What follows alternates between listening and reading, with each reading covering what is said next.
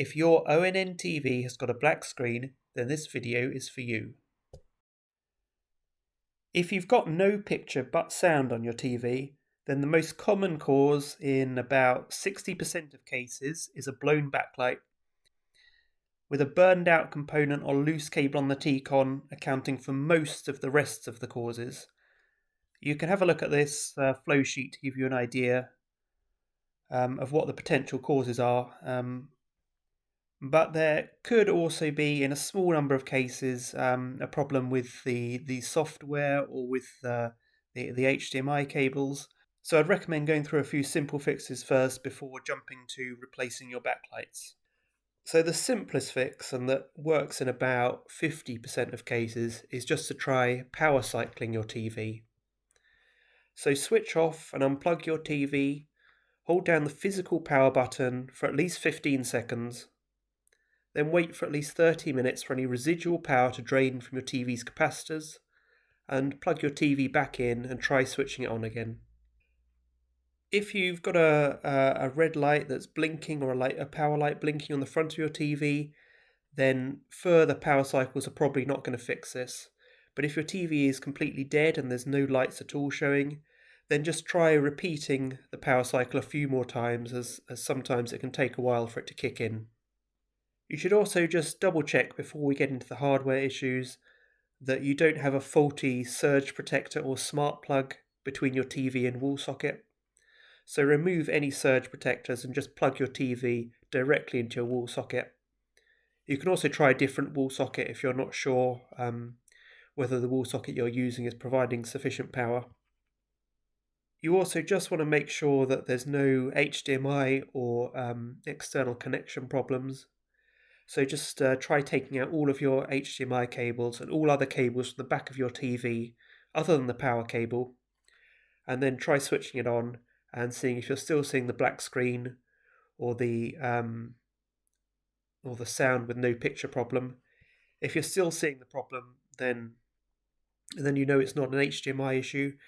If the problem goes away when you unplug all the HDMI cables, then just try giving all of the cables and the ports a good clean with compressed air if you've got it, and try plugging your device into a different HDMI socket, preferably one that's on another part of your TV, because that should have a separate connection to your TV's main board.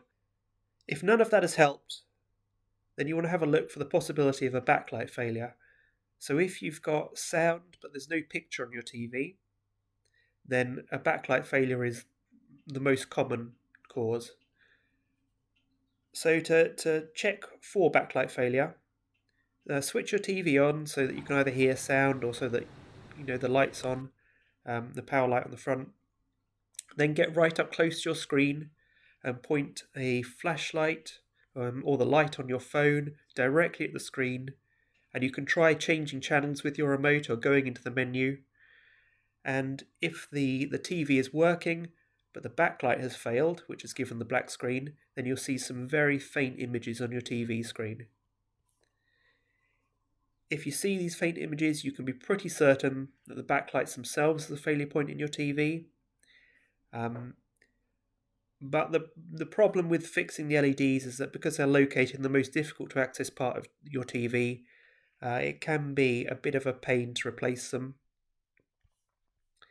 I would suggest before you just dive into replacing backlights, it's a good idea to go and check all the internal boards in your TV first, because you will have to remove all of the internal boards to get to the backlight.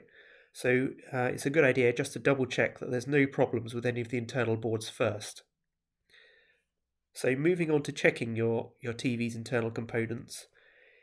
If you don't have any picture when you try the flashlight test on your TV, if you can't see any faint images at all, but if you're still hearing sound, or if your TV doesn't seem to be working at all, then the failure is probably with either one of the components on the internal boards or with a cable that connects the boards together within your TV. So there's three main boards inside your TV. There's the timing control board, which is a small board that drives your TV's panel and sends a signal to each pixel row of your screen using internal clocks to keep each row in sync.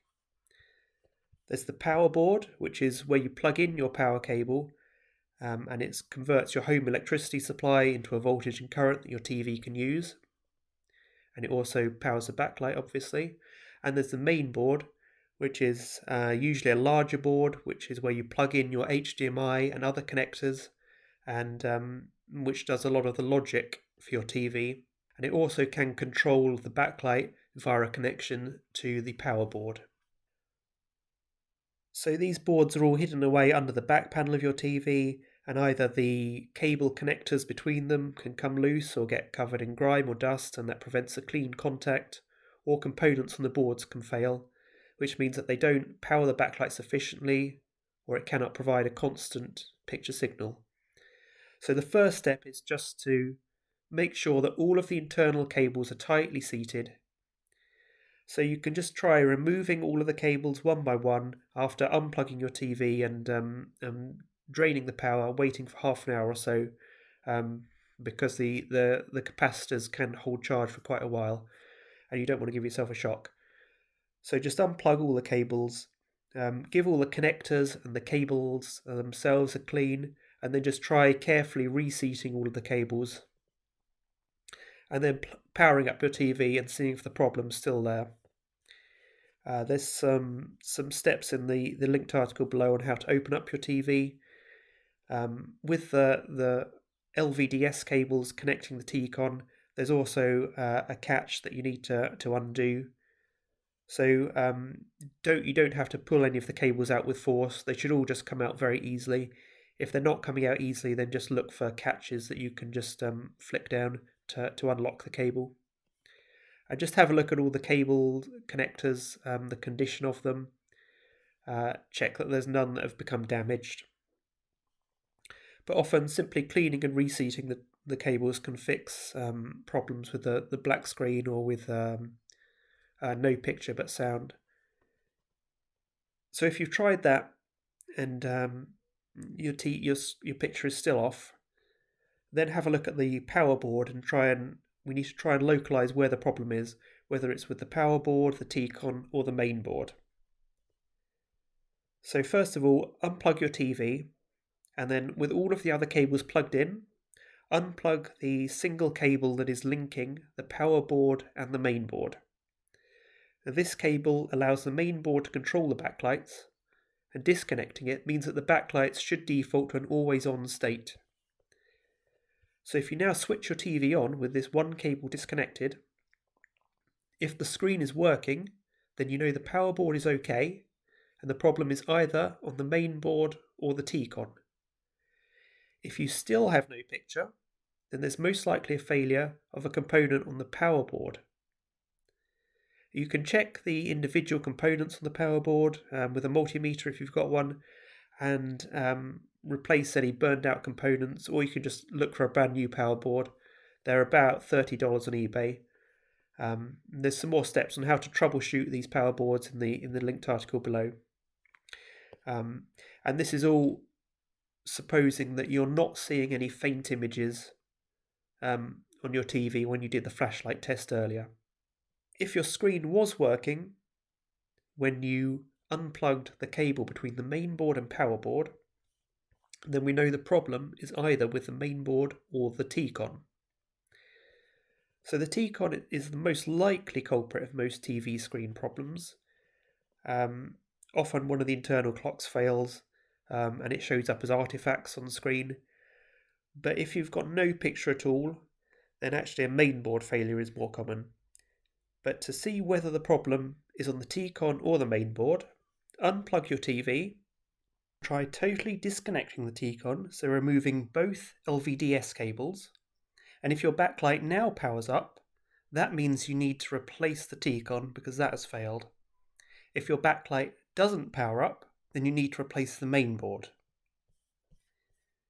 But instead, if your backlight is working, but the flashlight test did not show any faint images, but you've got a glow on your screen so you can tell that the backlight itself is fine, and you do have sound coming from your TV, then just disconnect one of the T-con cables going to the panel,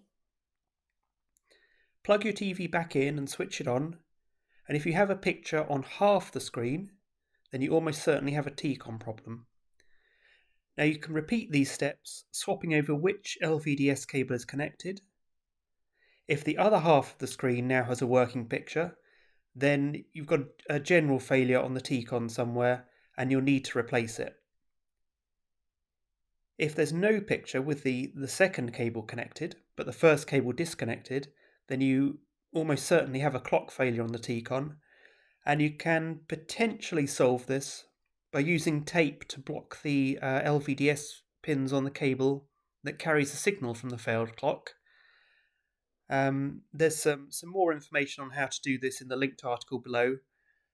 If you don't want to do that, then you can just replace the T-con, which will cost around $30. And if you have no picture at all, regardless of which LVDS cable is connected, then you need to double check that the problem is with your T-con or with the main board itself.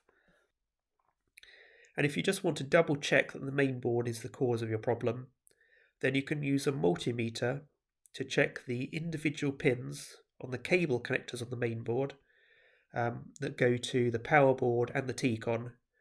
So next to each cable connector, there should be printed on the PCB itself a list showing what each pin does and often the expected voltages. So in particular, you want to look for anything that's labelled BL or BLU or PWM for backlight or pulse width modulation. So those pins are directly involved in controlling the backlight. So particularly the cable you're looking at between the main board and the power board. If you've got one that's listed as something like BL-ERR, so backlight error, and if when you switch your TV on and use a multimeter to check that pin, if it's sending a high voltage, then you know that there's some kind of error with the backlight itself. If you've got high voltages on some of the other backlight pins with your TV on, then it's probably a mainboard failure. So to go back to the backlight problem, if your BL error pin on your main board is showing a high voltage, or if you had a faint image on screen when you tried the flashlight test earlier on, then you can assume that the backlight is at fault and the backlight needs replacing. So assuming that you've checked all the other boards and they're all okay, you should now switch off and unplug your TV, remove all of the connections between the boards and remove the boards themselves, and then remove the screws around the edge of the TV that hold the bezel. And with some care, you should be able to remove the bezel and then remove the LCD panel from the front of your TV. And you should get to the backlights underneath. So in most TVs, there'll be in horizontal strips. You can use a multimeter to check the individual LEDs themselves. You can also just test them if you've got a couple of bits of wire and a couple of batteries. You can make a little circuit and then just try powering up each LED in turn. Just put your bits of wire on the connectors for the LEDs and see if they light up. If all of the LEDs light up, then you should check the connectors between the LED strips. So often the LED strips do not cover the entire width of your TV, but there's a few different strips that are connected in series, and the joint, the soldered joint between the strips can fail.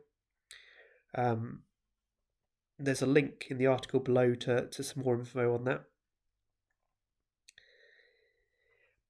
But you'll probably find that one or more of the LED strips won't light up when you test it with a battery, or it won't show a voltage passing across it when you test it with a multimeter.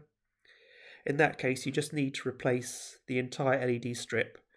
And it's generally a good idea to replace all the LEDs together, because what can happen is if one LED burns out through overpowering, and then the increased voltage on the other LEDs can cause them to fail.